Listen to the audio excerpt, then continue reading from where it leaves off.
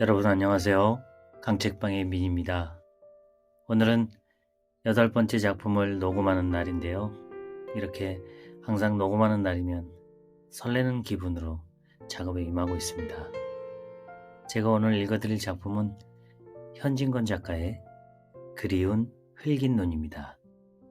이 작품은 채선이라는 한 여인이 죽은 연인을 그리워하며 회상하는 형식의 작품입니다. 여러분들도 들으시면서 함께 공감하시고 즐겁고 편안한 시간 보내세요. 그럼 작품 시작하겠습니다. 현진건 그리운 흘긴 눈. 그이와 살림을 하기는 내가 19살 먹던 봄이었습니다. 시방은 이래로 30도 못된 년이 이런 소리를 한다고 웃지 말아요. 기생이란 20살이 환갑이라니 30이면 이를테면 100세 상수한 할매쟁이가 아니하여? 그때는 괜찮았답니다. 이 푸르족족한 입술도 발그스름하였고 토실한 뺨볼이라든지 시방은 총노란 별명조차 듣지만은 오동통한 몸피라든지 살성도 희고 옷을 입으면 맵시도 나고 걸음걸이도 멋이 있었답니다. 소리도 그만저만 하고 춤도 남의 흉내는 내었답니다. 화류계에서는 그래도 누구하고 이름이 있었는지라 호강도 우연만이 해보고 귀염도 남불잔이 받았습니다. 망할 것, 우스워 죽겠네. 하자는 이야기는 아니하고 제 칭찬만 하고 앉았구만.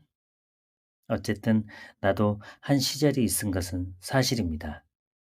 해구멍이 막히지도 않아 요리집에서 인력거가 오고 가보고 보면 새로 2점 석전 전에는 집에 돌아온 적이 별로 없었습니다.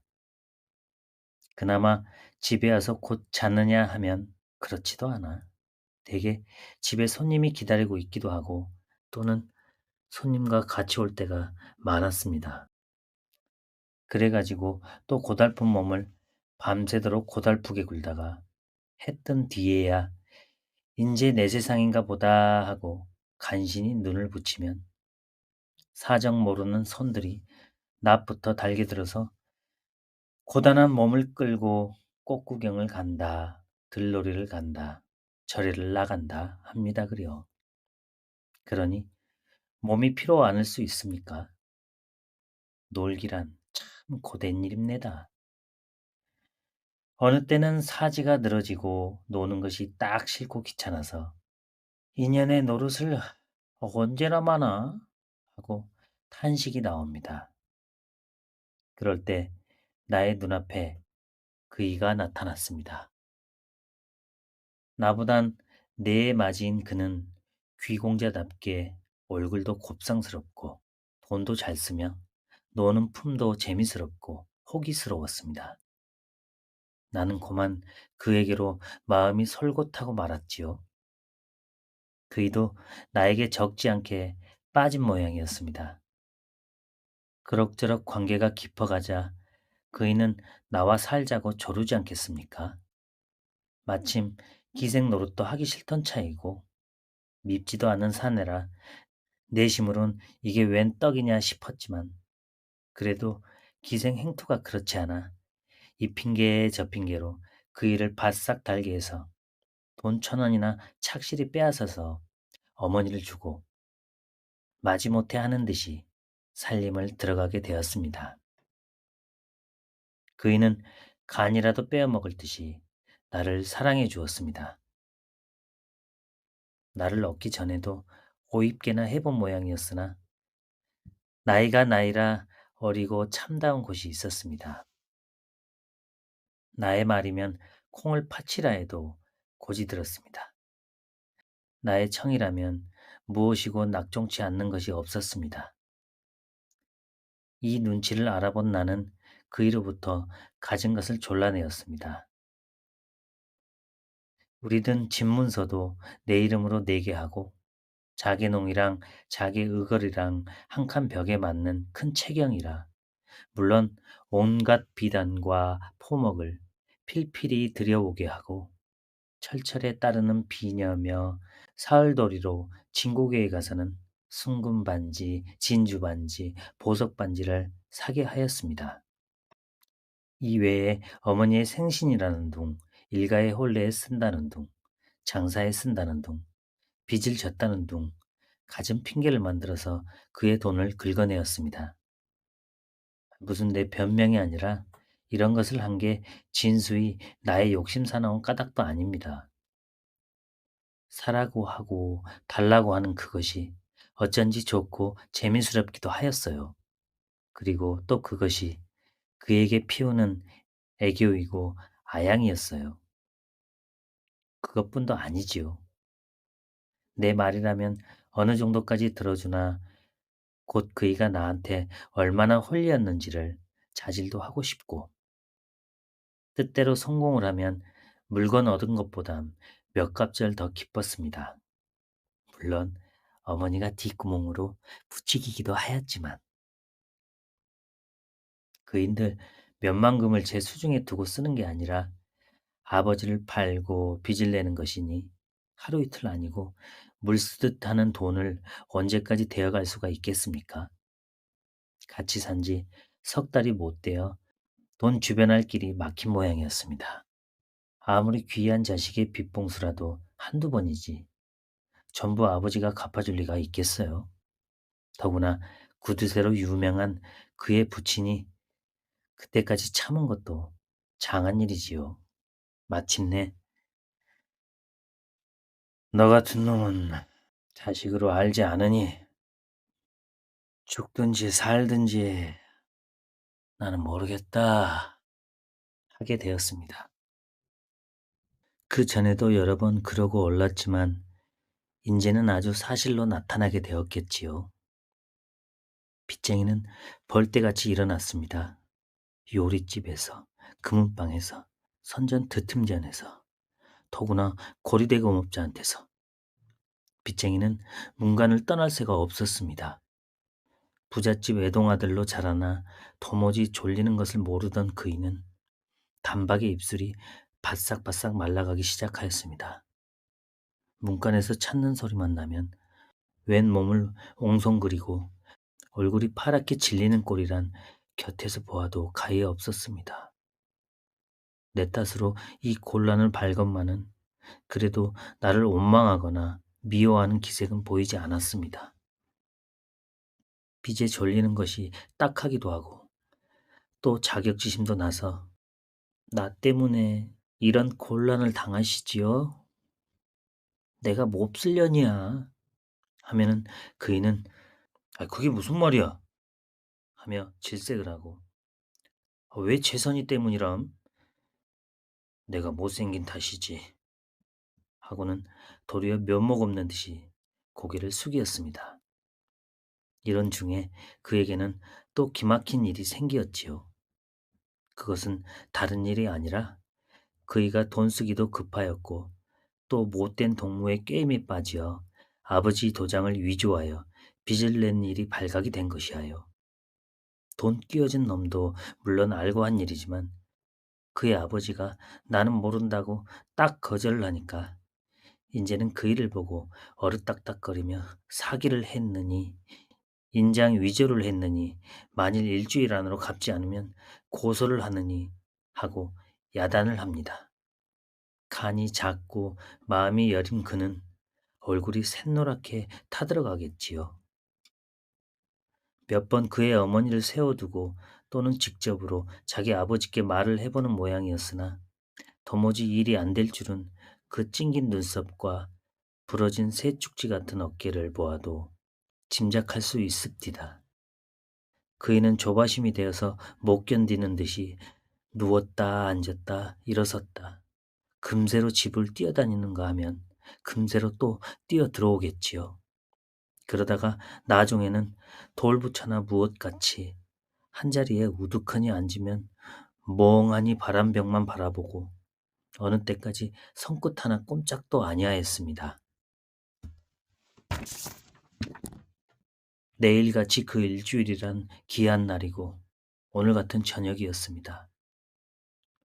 여름답게 흰 구름이 봉우리 봉우리 솟은 하늘엔 밝은 달이 걸려있습니다. 우리는 저녁을 먹고 나서 마루로 나와 달을 쳐다보고 있었습니다. 그때 나는 문득 작년 이맘때에는 한강에서 선유를 하였습니다. 굼실거리는 시원한 물결은 그림자를 부수는 배가 눈앞에 선하게 떠보임에 갑자기 덥고 갑갑해서 견딜 수 없겠지요. 그러나 아무리 펀치 좋은 나인들 사면팔방으로 빚에 졸려 머리를 못 드는 그이에게 뱃놀이를 가잘 여미가 있어요. 이런 밤에 집에 처박혀 나가지도 못하고 하매 번화롭던 옛날 기생 생활이 그리웠습니다. 살림 들어온 것이 후회가 났습니다. 이렇게 마음이 달뜨는 판에 곁에서 훌쩍훌쩍하는 소리가 나지 않겠습니까? 돌아다 보니 그이가 울고 있지 않아요? 왜 우셔요? 하니까 얼른 대답은 아니하고 서름이 복받치어 참을 수 없다는 듯이 이윽히 코만 들이마시다가 껄떡대는 목청으로 최선이는 내가 내가 감옥에 들어가면 또 기생으로 나가겠지? 하고 눈물이 그렁거리는 눈을 나에게로 돌리겠지요. 내 속을 알아채었나 보다 하고 가슴이 뜨끔하였으되 놀아먹은 보람이 있어서 단박에 흉업개슬이 그게 무슨 말씀이에요? 하고 질색을 하였습니다. 아니야, 내가 감옥에 가면 채선이는 또 기생에 나가서 문놈의 사랑을 받을 거야. 감옥에 간단 말이 조금 안 되었지만 속으로는 암 그렇지 하면서도 입 밖에 내어서는 그럴 리가 있겠어요. 설렁 나으리가 감옥에 간다 손 치더라도 내야 당신 사람이 아니야요. 왜 또 기생에 나가겠습니까? 댁에 가서 행랑방 구석으로 돌아다닐지라도 나으리에 나오시기만 기다리지요. 라고 꿀을 담아 붓는 듯한 마음에 없는 딴청을 부리었습니다. 이 말에 그이는 매우 감동된 모양이었습니다. 바싹 다가들며 그게 참말이야? 그럼 참말 아니고. 그래? 내가 감옥엔 가도 수절을 하고 나를 기다리겠단 말이야? 그럼 수절하고 말고. 천연덕스럽게 꼭 그리할 듯이 딱 끊어서 대답을 하였으되 속으로는 수절이란 말이 어째 춘향전이나 읽는 듯해서 우스웠습니다. 만일 내가 감옥에 아니 가고 죽는다면 하고 그이는 나의 얼굴을 딱 노리었습니다.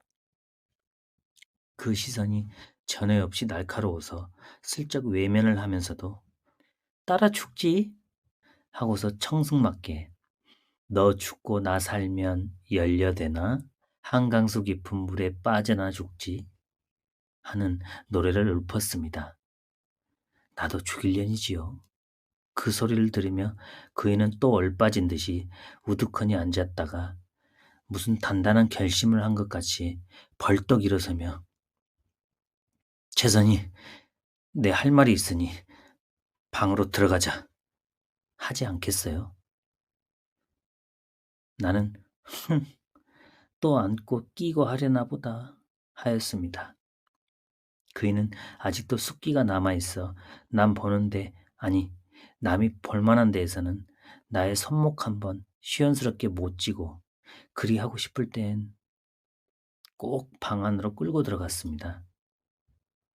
더구나 요사이 와서 몹시 근심을 한 뒤라든지 또는 비가 난 뒤라든지 반드시 나를 쓰다듬고 어루만지기를 잊지 않았습니다. 이런 짐작을 한 나는 조금 앙탈도 하고 싶었으나 그의 운 것이 가엾어서 말대로 방에 들어갔습니다. 방에 들어온 그는 방문을 모두 안으로 닫아 걸겠지요. 내 짐작이 틀리지 않구나 하면서도 이 6월 염천에 방문을 왜 닫아요? 남 더워 죽겠는데. 라고 까짜를 올렸건만 그 말에는 아무 대답이 없고 제 할 일을 다 해버립디다. 전 같으면 부끄러운 듯이 눈을 찡긋하기도 하고 손짓으로 말 말라고도 하였으련만 나는 벌써 내 입술에 닿는 그의 입술, 나의 젖가슴으로 허리로 도는 그의 팔을 기다렸건만 그이는 이상스럽게 엄연한 얼굴로 마주 앉아 있을 뿐입니다. 얼마 만에 그이는 가라앉은 목소리로 재선이 니나 내나 이 세상에 더 구차히 산다 한들 또 무슨 낙을 보겠니? 차라리 그만 죽어버리는 게 어떠냐 하겠지요. 미쳤나? 죽기는 왜 죽어? 하면서도 그래요. 그만 죽어버려요. 라고 쉽사리 찬성을 하였습니다. 그래? 나하고 같이 죽을 테냐? 나으리하고 죽는다면 죽는 것도 꿀이지요. 내야말로 너하고 같이 죽는다면 한이 없겠다 하는 그의 소리는 떨리었습니다. 나도 일부러 목이 메이며 내야말로 나으리하고 죽으면 한이 없어요. 말만 들어도 고맙다만 정말 나하고 죽을 테냐? 원, 다심도 하이. 죽는다면 죽는 게지. 그렇게 내가 못 믿었단 말이야요? 하고 가장 남의 속을 못도 알아준다는 듯이 새파랗게 성을 내었습니다. 그리하는 것이 어째 심파연극을 하는데 싶어 재미스러웠어요. 설마 죽을 리는 만무하고 이왕이면 이 태도로 너한테 정이 깊다는 걸 표시함도 좋았어요. 그이는 나의 기색을 살피더니 그만하면 되었다 하는 듯이 벌떡 일어나 자기가 쓰는 가방을 가져오더니 그 안에서 흰 봉지를 하나 끌어내겠지요. 그 봉지 속으로는 밤낮만한 고약 같은 것 2개가 나왔습니다. 저것이 아편이구나 하매 가슴이 조금 섬뜩거렸으되 그리 놀라지는 않았습니다. 그 약으로 말하면 그이가 돈 안 주는 자기 아버지를 놀라게 하려고 몇 번 자기 어머니에게 보이는 것을 곁에서 구경을 하였으니까요. 그것을 먹고 죽는다고 야단을 해서 돈을 얻어온 일도 있으니까요. 그러니 시방 와서 새삼스럽게 놀랄 것도 없지만은 같이 죽자는 말 끝에 그것이 나온지라 시방껏 달떴던 마음이 조금 긴장은 됩디다. 그이는 자릿길을 당기더니 그 약을 앞에다 놓고 이윽히 나려다 보며 닭의 똥 같은 눈물을 뚝뚝 떨어뜨리지 않겠습니까? 그때만은 나의 가슴도 찌르르 하였습니다. 한참 약을 나려다보고 울고 있던 그이는 무슨 비장한 결심을 한 듯이 몸을 흠칫하더니 그 약 1개를 얼른 입에 집어넣고 1개를 집어 나를 주지 않겠습니까? 나도 서슴지 않고 그 약을 받아 입에 넣었습니다. 약을 먹으면 그는 손가락으로 자릿길을 가리켜 나한테 물을 마시라는 뜻을 보이었습니다. 나는 그의 시키는 대로 물을 마셨으나 물만 넘기었지 약은 혀 밑에 감춰둔 것은 물론입니다. 내야 꿈에도 죽을 마음이 없었습니다. 같이 사는 정의에 그이의 빚에 졸리는 것이 딱하지 않은 바이 아니고 그 때문에 살림살이가 전같이 호화롭지는 못하였을 망정 그걸로 비관할 까닭은 조금도 없었습니다. 정 못 살게 되면 도로 기생으로 나갈 뿐입니다. 벌써 살림살이에 물려서 그렇지 않아도 기생생활이 그립던 나이인데 아직 나이 어리고 남에게 기염받던 일, 호강하던 일이 어제 일같이 역력히 기억에 남아있는 나이인데 앞길에도 기쁨과 호강이 춤추며 기다리고 있는 줄 믿는 나이인데 왜 죽자는 마음이 추워 만친들 생기겠습니까? 내 몸뿐만 아니라 그이가 죽는다는 것도 믿지 않았습니다. 처음엔 실없는 거짓말로 알았고 약을 머금은 뒤에라도 또 무슨 연극을 꾸미는가 보다. 내일이고 모레면 그 댁에서 허덕지덕 돈을 갖다 줄 터이니 또 흥청거릴 수 있구나 하고 도리어 기쁘기도 하였습니다. 독약을 먹고 하는 노릇이라 가슴이 조금 많이 떨린 것도 아니지만 그러나 어찌해요. 그이는 나의 물 마시는 것을 보더니 매우 안심된 듯이 내 손에서 자리끼를 빼앗아 꿀떡 마셔버렸습니다.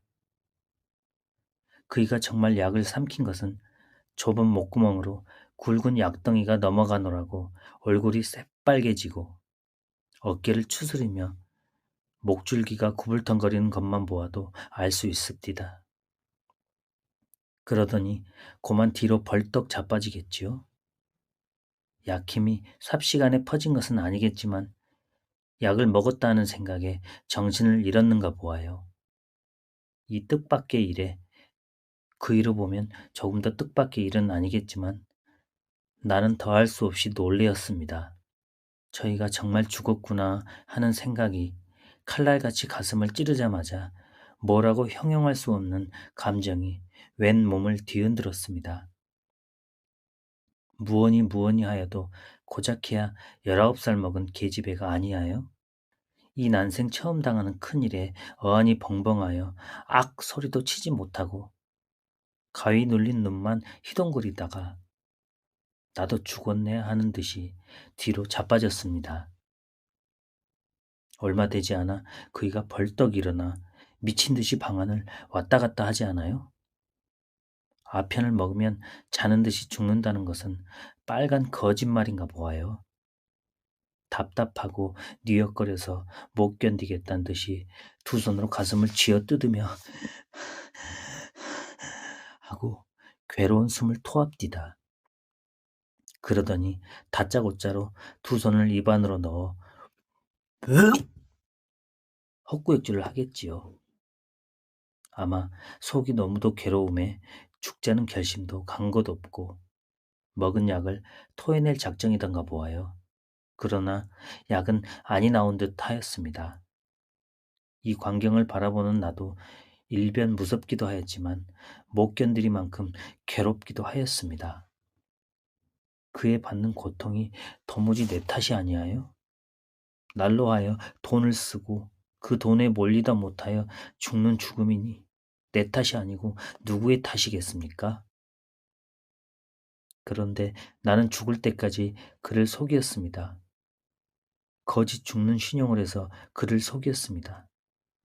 내가 만일 따라 죽는다 아니하고 그를 말리었던들 그이는 아니 죽고 말았을지도 모르지요. 그 약을 먹고 저런 욕을 아니 벌른지도 모르지요. 그러면 내 손으로 그이를 죽인 것이나 진배가 무엇입니까? 그때야 물론 이렇게 사리를 쪼개서 생각은 안 했지만은 차마 그이의 괴로워하는 꼴을 볼 수는 없었습니다. 나는 진거리를 치고 눈을 딱 감았습니다. 그때입니다. 무엇이 나의 어깨를 흔들지 않아요? 번쩍 눈을 떠보니까 그이가 걷어차 올라가는 개게 풀린 눈으로 내 옆에 앉아서 나를 나려다보고 있겠지요. 나는 소름이 쭉 끼치어 흠칫하고 몸을 소스라쳐 일으켰습니다. 나의 일어나는 것을 보고 그이도 따라 일어서며 용서해달라는 표정으로 괴롭지, 괴롭지, 공연이 나 때문에 라고 더듬거리고는 눈에 눈물이 핑 도는 듯하였습니다. 그 소리는 어쩐지 무서움에 떠는 나의 창자 속까지 스며들어가는 듯하였습니다. 나의 눈에도 뜨거운 눈물이 쏟아졌습니다. 그러자 그이는 바짝 다가들며 한 손으로 내 목덜미를 안고 또 한 손일랑 나의 입에 들이대입디다. 죽어가는 것이 아니 벌써 송장이나 침배 없는 그의 손이 나에게 닿았건만 나는 조금 더 전같이 두렵고 무서운 중이 들지 않았습니다. 배하다라, 배하다, 어서, 어서, 배하다! 하고 그이는 손가락을 내 입안으로 끼역끼역 들이밀겠지요.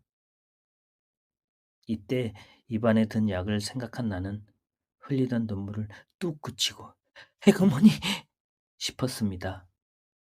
나는 그이의 지중한 사랑에 감흡하였으되 그이가 돌려내려고 애를 쓰는 것이로되 나는 그 약을 내어놓기가 죽어도 싫었습니다.